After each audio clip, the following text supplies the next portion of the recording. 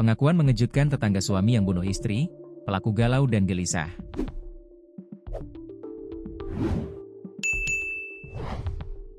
Pengakuan mengejutkan tetangga ungkap galaunya suami di Kedoya sebelum cekcok berujung habisi istri. Cekcok berujung maut dialami pasangan suami istri di sebuah rumah di Jalan Puri Kembangan, Kedoya Selatan, Kebonjeruk, Jakarta Barat pada Selasa, 23 September 2025. Pelaku bernama Wisman, 55, menghabisi nyawa istrinya yakni Mariah, 48, di saat anak mereka sedang bekerja. Wisman kemudian langsung menyerahkan diri ke polisi sebelum jasad istrinya ditemukan oleh anaknya.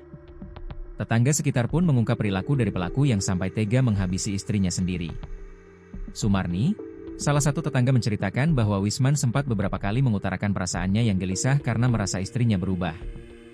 Wisman pernah bilang ke saya, "Kok sekarang saya sering mikirin dia, istri. Dari situ saya sudah merasa dia kayaknya cemburu," ujar tetangga tersebut saat ditemui wartawan. Sumarni mengatakan, korban memang sering keluar rumah dan berkumpul bersama teman-temannya, termasuk karaoke. Hal ini diduga menjadi pemicu kecemburuan Wisman. Meski demikian, ujar Sumarni, tidak ada tanda-tanda pertengkaran yang mencolok selama mereka tinggal di lingkungan tersebut.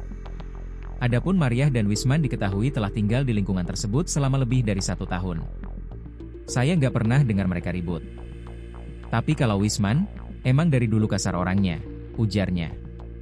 Kanit Reskrim Polsek Kebonjeruk, AKP Ganda Jaya Sibarani mengatakan, berdasarkan pemeriksaan sementara, motif pembunuhan memang karena pelaku cemburu terhadap korban.